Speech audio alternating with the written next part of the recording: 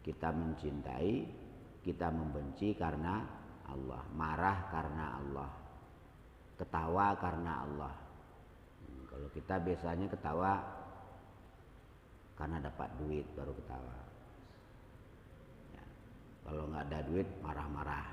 Nah sekarang kita belajar ketawa karena Allah, menangis karena Allah, cinta karena Allah, benci karena Allah.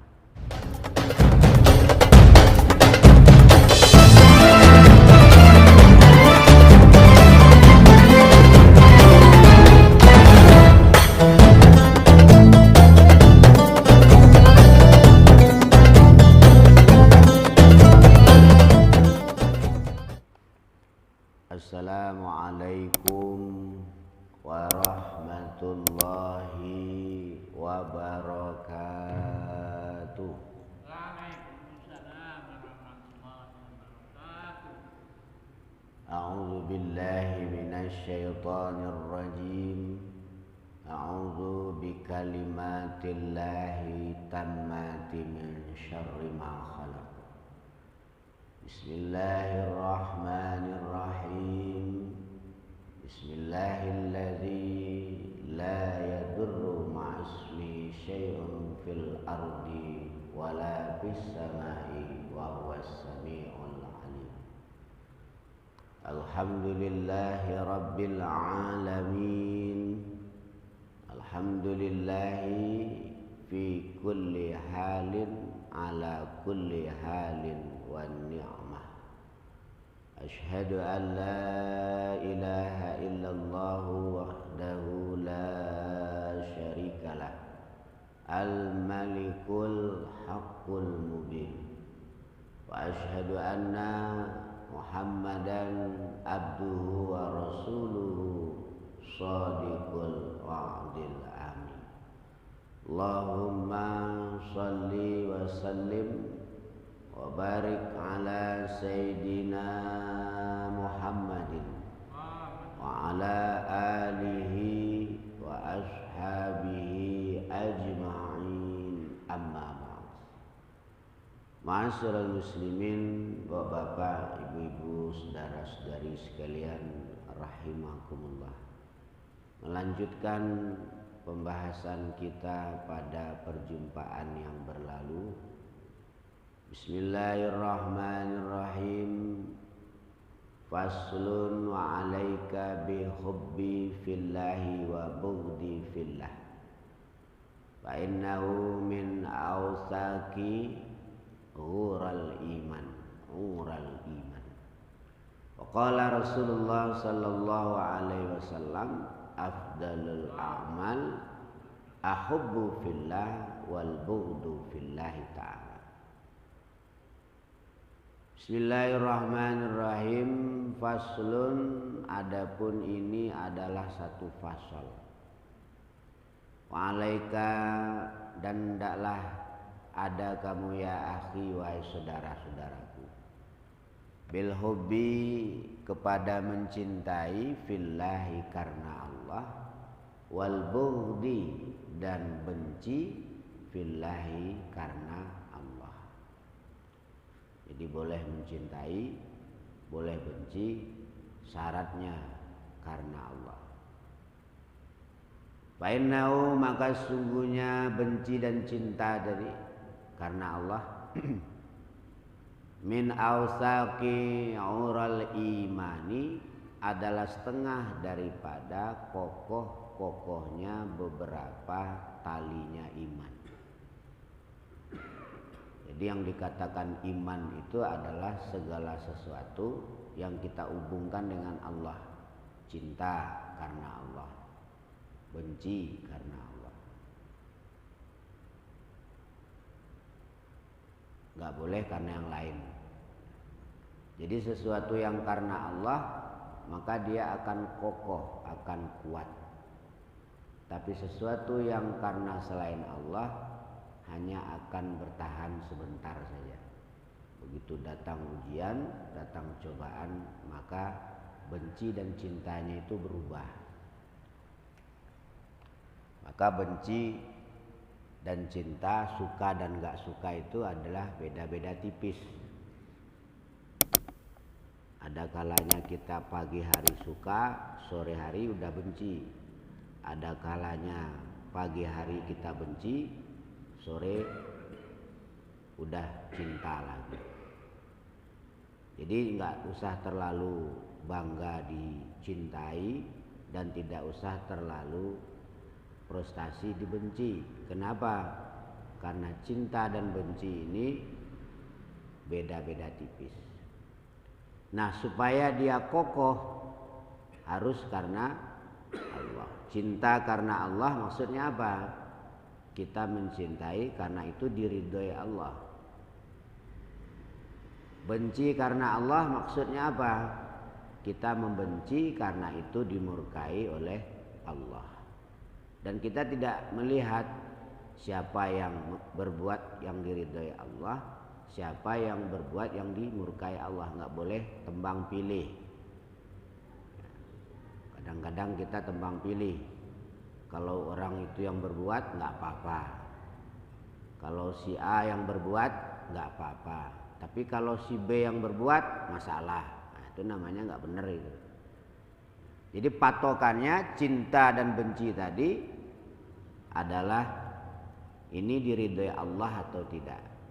Kalau itu diridhoi oleh Allah, siapapun yang melakukannya, maka sebagai tanda keimanan kita cinta kepada, suka kepada yang demikian. Begitu pula sebaiknya kalau ini larangan Allah yang dimurkai oleh Allah, lalu ada yang melakukannya, tanda kita beriman, kita benci karena Allah. Wa qala Rasulullah sallallahu alaihi wasallam, afdalul a'mali al-hubbu fillah wal bughdu fillahi ta'ala.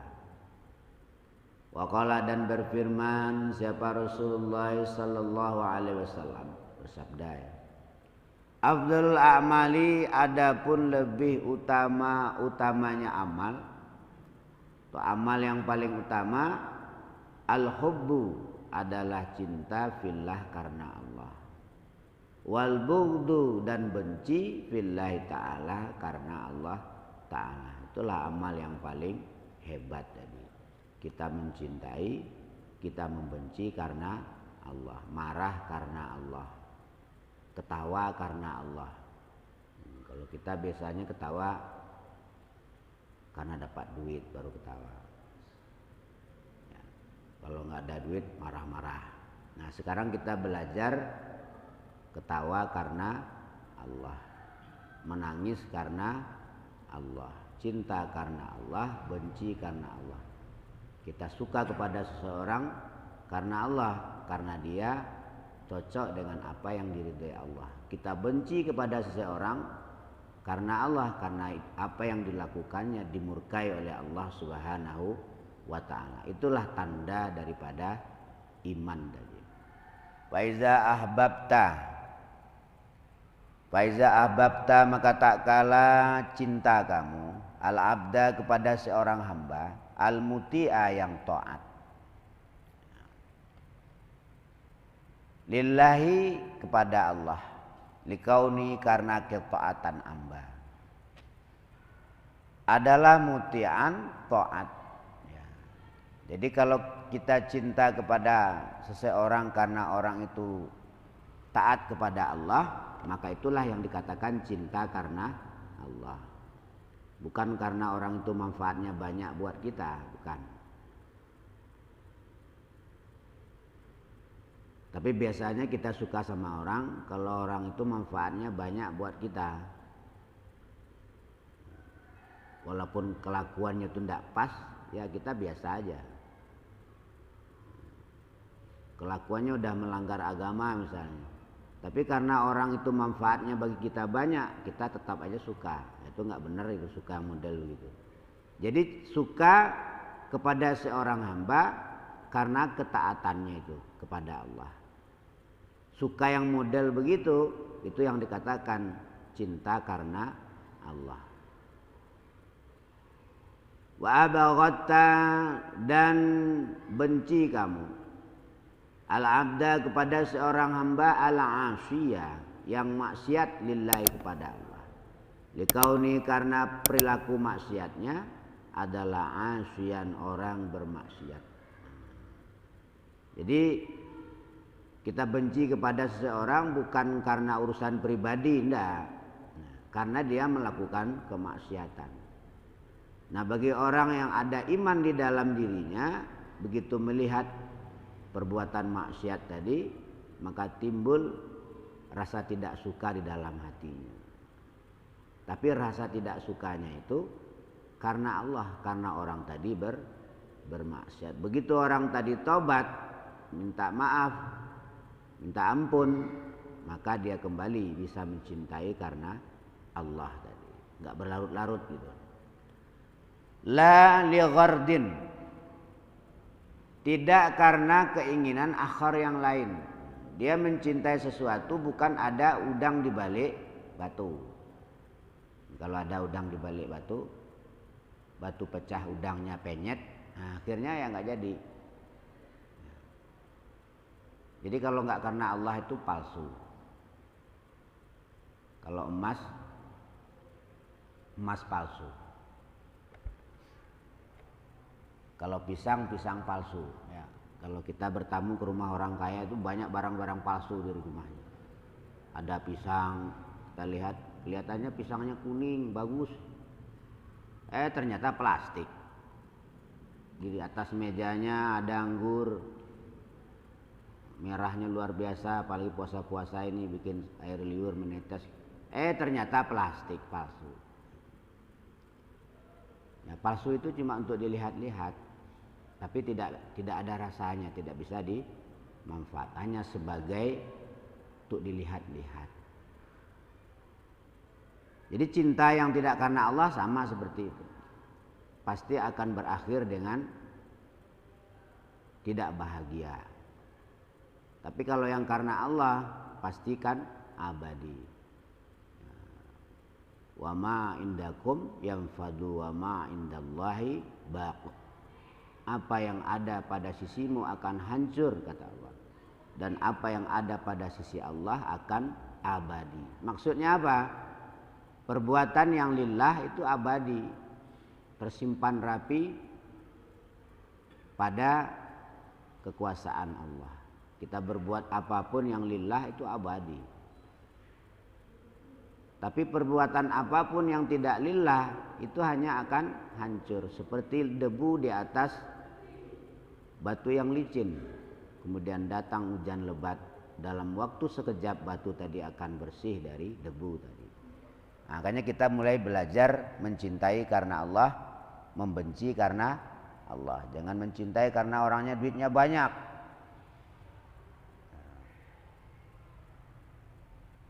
Karena pangkatnya tinggi, jangan. Kita teruskan. Fa'anta, maka adapun kamu mimman adalah setengah dari orang yuhibbu yang mencintai kamu kepada man tadi fillah karena Allah. Jadi kalau kita senang karena orang itu taat kepada Allah, kita benci karena orang itu maksiat kepada Allah, maka itulah yang dikatakan cinta karena Allah, benci karena Allah. Wa yabghadu, dan benci fillahi, di dalam meraih ridha Allah. Jadi kita benci itu supaya kita dapat ridha Allah.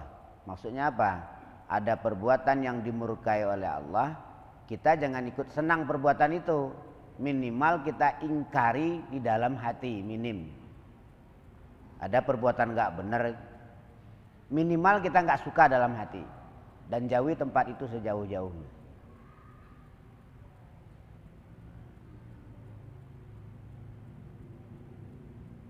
Hakikatan wa iza lam tajid, maka tak kala tidak menemui kamu fi nafsika, di dalam hatimu, mahabbatan, kepada rasa cinta, li ahlil khair, kepada orang yang berbuat baik, li khairihim, karena berbuat baiknya ahlul khair, wa karahatan, dan tidak ada rasa benci, li ahli syarri, kepada orang yang berbuat buruk, li syarrihim, karena buruknya ahlus syarr, Fa'lam maka ketahuilah olehmu annaka sungguhnya kamu dhaiful iman, yaitu lemah imanmu atau sakit iman.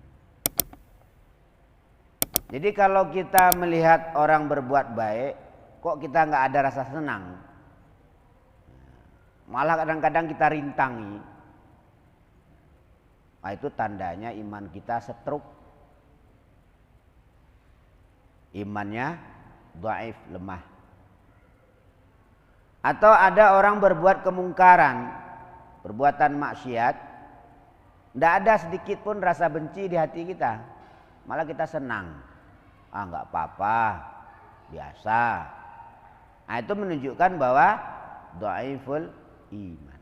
Jadi minimal, sebagaimana sabda Rasulullah, kalau ada perbuatan taat minimal kita senang dalam hati, itu udah hebat itu.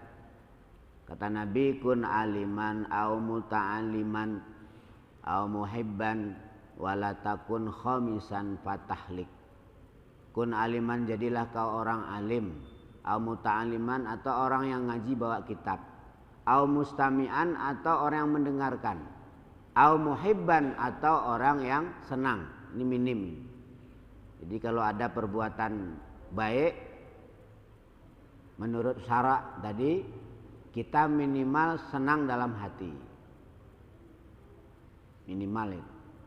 Wala takun khamisan, jangan engkau jadi orang nomor 5. Ngajar nggak mau, belajar nggak mau, mendengar nggak mau, senang aja nggak mau. Fatahlik, kata Nabi, maka kamu akan celaka. Jadi kita belajar mencintai karena Allah, membenci karena Allah, mencintai pasangan hidupnya karena Allah. Belajar itu. Jangan cintanya hanya karena syahwat. Syahwat itu tidak bertahan lama, tapi karena Allah. Maksudnya apa? Kita ingin pasangan kita itu perjalanan hidupnya sesuai dengan apa yang diridhoi Allah. Kayak sholatnya nggak tinggal, kalau keluar rumah tutup aurat. Semakin dia taat kepada Allah, semakin rasa cinta kita tumbuh. Tapi kalau istri kita itu keluar rumah telanjang, hanya tutup yang penting-penting aja, lalu kita suka, itu haram hukumnya itu. Harusnya kita benci. Kalau kita suka perbuatan seperti itu, berarti iman kita sakit. Nggak sholat, gimana kita mau senang? Mau cinta itu gimana? Sholat aja kagak. Keluar rumah aurat diumbar, yang ditutup nggak ditutup. Padahal satu rambut itu bergantungan ribuan setan itu. Bayangkan itu kalau rambutnya ada 1000. Berapa juta setan yang bergelantungan di baju. Seandainya kita dibukakan hijab oleh Allah, ditampakkan, wah kita nggak berani lihat orang buka aurat itu. Nggak, untungnya ditutup, sehingga selamat kita. Jadi orang buka aurat itu nggak kayak orang rupanya. Banyak setan iblis bergelantungan di auratnya. Nah kita punya istri misalnya model begitu, lalu kita suka juga, berarti iman kita lemah.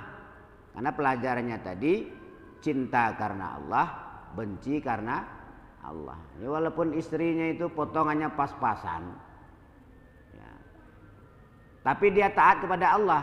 Nah itu yang bisa menimbulkan cinta karena Allah. Bukan jalannya kayak apa itu? Bukan itu. Itu bukan cinta karena Allah, itu cinta karena setan itu yang model begitu. Karena nafsu itu. Gak boleh kita cinta yang model begitu. Berarti termasuk ad-dha'aful iman. Nah, kita belajar cinta kepada Allah. Cinta karena Allah, benci karena Allah. Praktekkan kepada pasangannya masing-masing. Ya. Nah, kalau nggak sholat subuh gimana mau cinta itu? Itu perintah Allah ditinggal, nggak bisa cintanya. Adanya marah-marah. Ya. Karena sholat subuh itu adalah energinya dunia. Lebih-lebih kalau sholat subuhnya jamaah. Itu masalah dunia, lapang, terang. Nah kalau nggak sholat subuh akhirnya semua gelap. Lebih terang lagi tambah sholat duha. Wah lebih terang 4 rakaat atau 2 rakaat lah kalau masih belum semangat. Kita teruskan.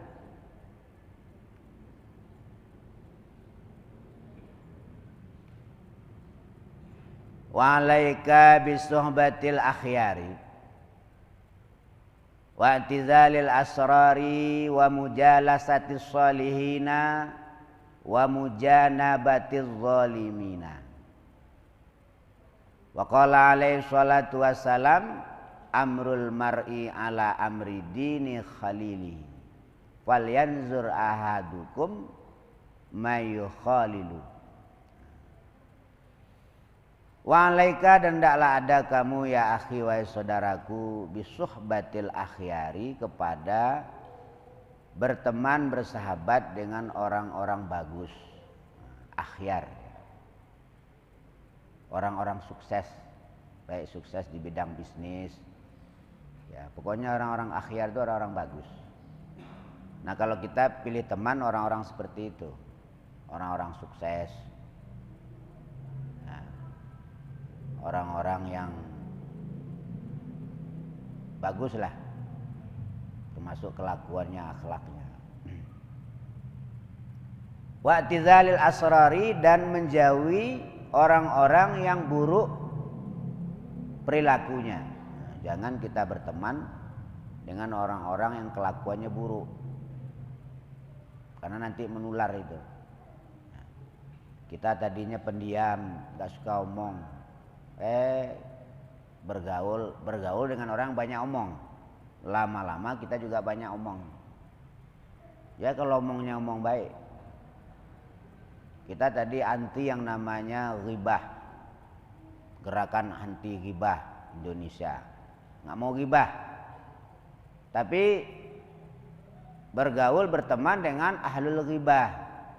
Kalau duduk ngomongin orang, belum lagi pantatnya sampai di lantai udah orang diomongin, syanu. Lama-lama kita juga ikut menjadi ahlul ghibah, nular itu. Makanya hati-hati. Makanya kalau udah ada orang gosip, dah pindah, hijrah langsung.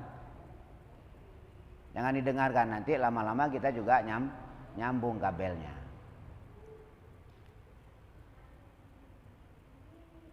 Kita teruskan.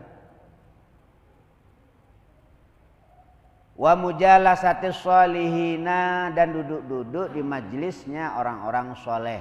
Nah, kalau kata Sunan Bonang, orang soleh kancanon. Kata Sunan Bonang itu. Termasuk obatnya hati 5 perkaranya. Pertama baca Quran dan maknanya. Itu obatnya hati. Kalau nggak ngerti maknanya gimana? Baca Quran dan terjemahannya. Beda makna dengan terjemah beda. Kalau baca juga nggak bisa gimana? Lihat aja, lihat Quran dan huruf-hurufnya. Lihat aja nih, balik. Itu termasuk obatnya hati. Yang kedua,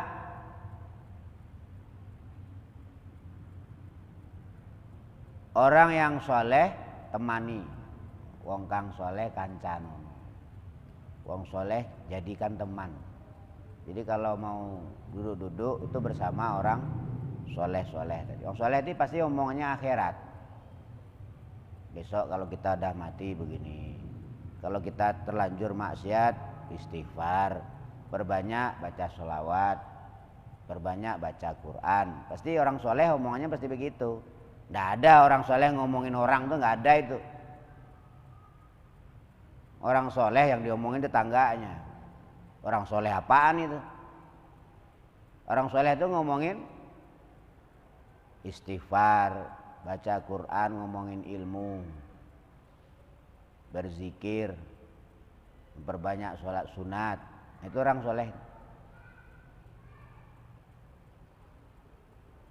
Nah, itu kalau kita bergaul dengan orang soleh tadi termasuk obatnya hati. Baca Quran dan maknanya, orang soleh ditemani. Yang ketiga harus perut yang sering lapar, puasa nih, termasuk obatnya hati ini puasa Ramadan.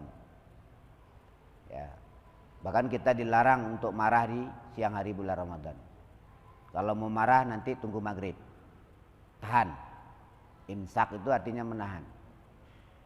Ya. Latihan menahan.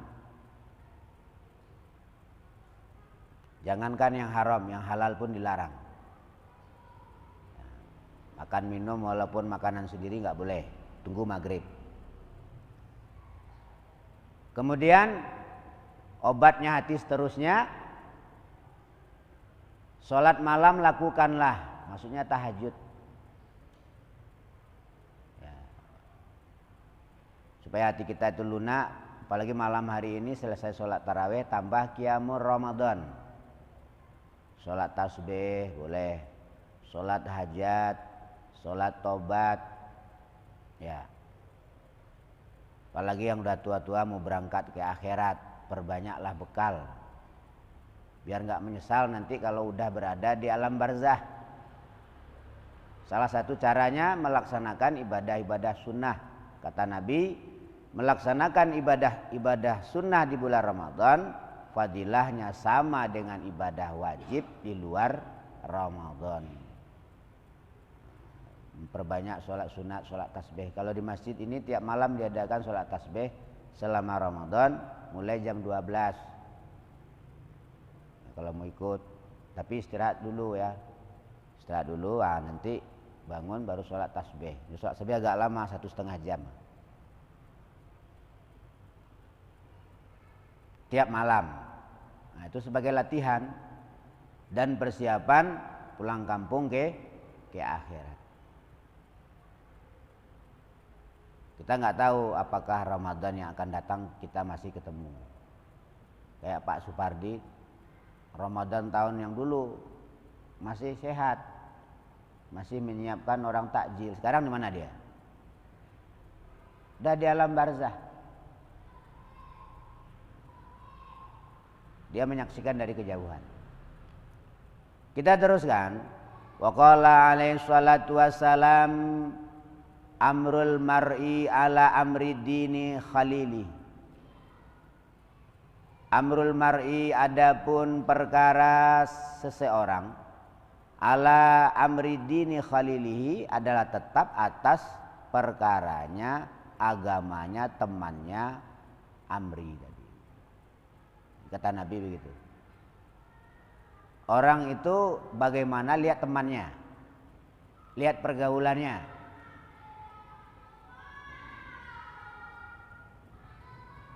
Lihat agama temannya.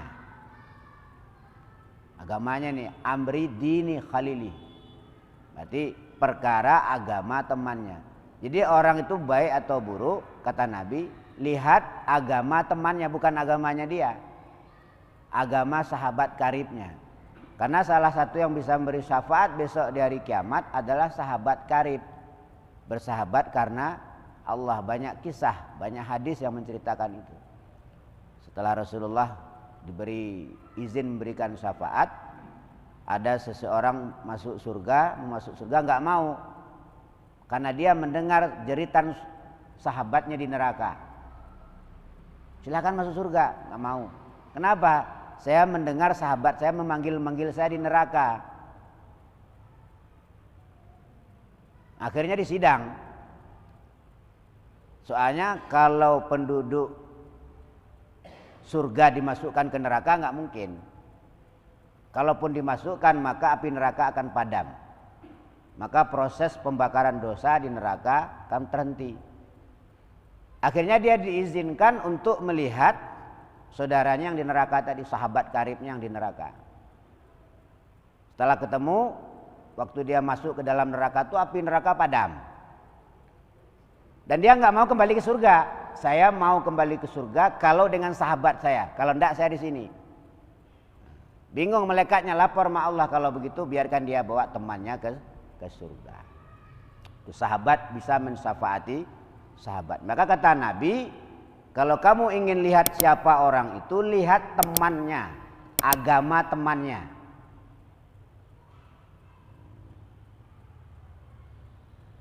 Jadi kalau orang itu berteman dengan orang yang agamanya bagus, maka berlahan-lahan dia akan bagus. Sebaliknya kalau temannya itu salah, berlahan-lahan dia akan jadi orang tadinya nggak suka gosip, nggak suka fitnah. Orang jarang berteman, oh begitu ketemu dengan orang yang suka gosip, suka fitnah, bergaul, lama-lama dia malah menjadi ahli gosip, ahli fitnah. Tadinya dia orang tawadu, rendah hati. Kalau ngomong tuh enak. Tapi karena teman dengan orang yang mutakabir, orang yang sombong, ya, tambah sering dia berteman, tambah sering dia bergaul, lama-lama dia juga ikut jadi orang sombong. Wa qala alaihi salatu wassalam, al khalilus salihu khairun minal wahdati wal wahdatu khairun minal jalisis su'. Wa qala, dan bersabda siapa alaihi salatu wassalam,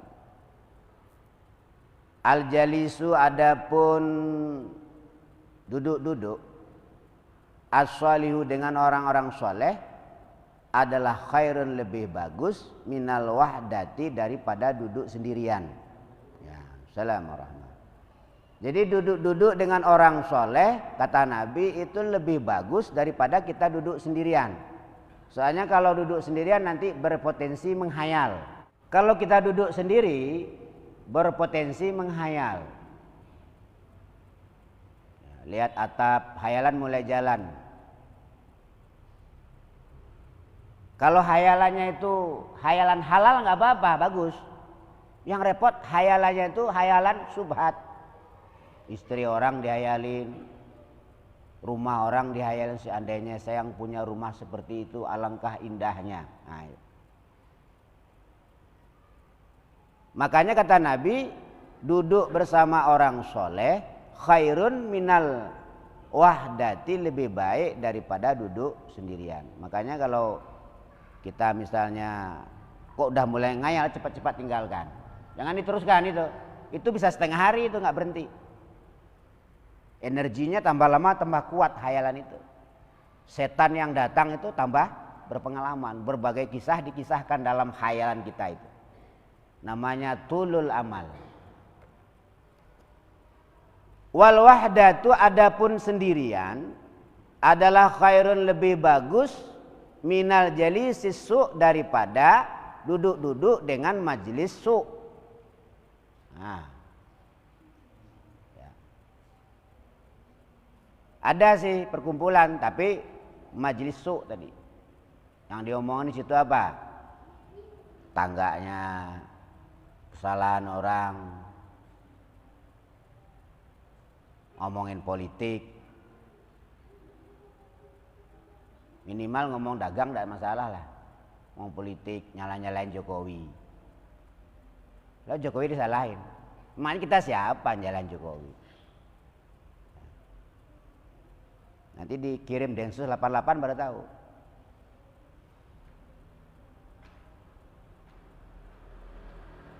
Kemudian daripada kita duduk-duduk dengan majelis yang seperti itu, lebih baik kita uzlah sendiri di rumah.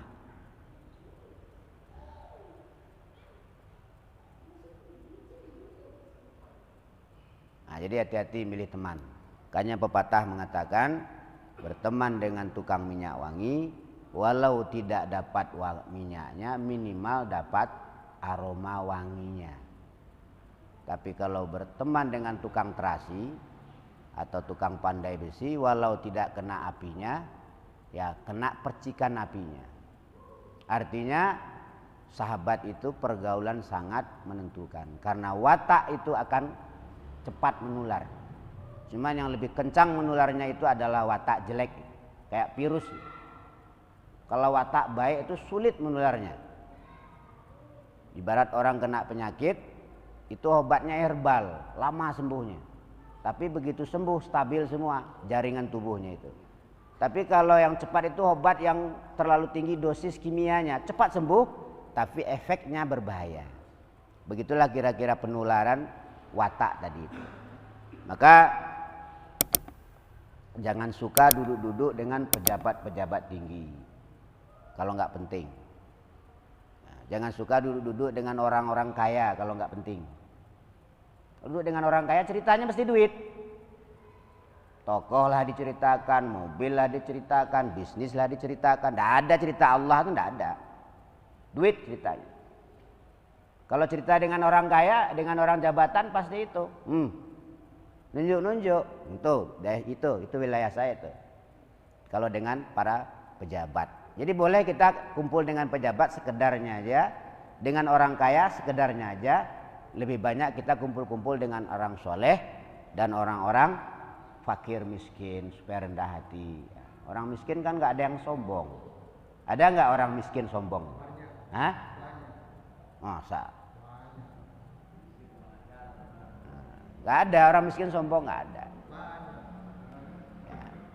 Jadi kata apa? Kata Rasul, Allah benci sama orang kaya sombong, tapi Allah lebih benci kepada orang miskin sombong. Nggak ada orang miskin sombong, itu nggak ada. Allah senang pada orang miskin yang tawadu, rendah hati. Tapi Allah lebih senang kepada orang kaya yang tawadu. Ada nggak orang kaya yang tawadu? Ada. Orang miskin sombong? Ada. Dunia ini serba ada. Ya.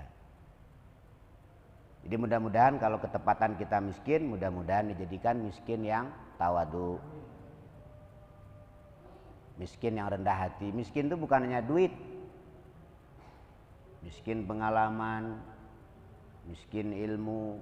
Kadang ada juga orang ilmunya nggak ada, gayanya doang yang tinggi. Ada. Cara diteter nggak ada ilmunya. Di debat, ulama-ulama disalahin semua. Neraka, syirik. Nah, nggak boleh juga begitu.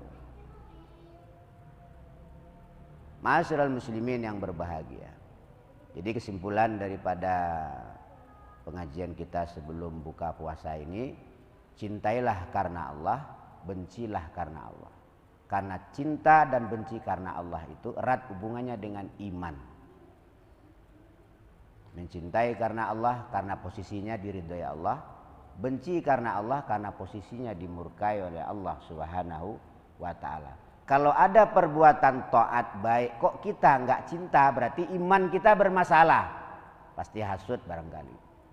Atau sebaliknya, ada perbuatan mungkar kita kok nggak benci, iman kita juga bermasalah. Cinta dan benci karena Allah itu akan mendatangkan cinta Allah Subhanahu wa ta'ala. La ilaha illallah al-malikul haqqul mubin Muhammadur Rasulullah shadiqul wa'dil amin.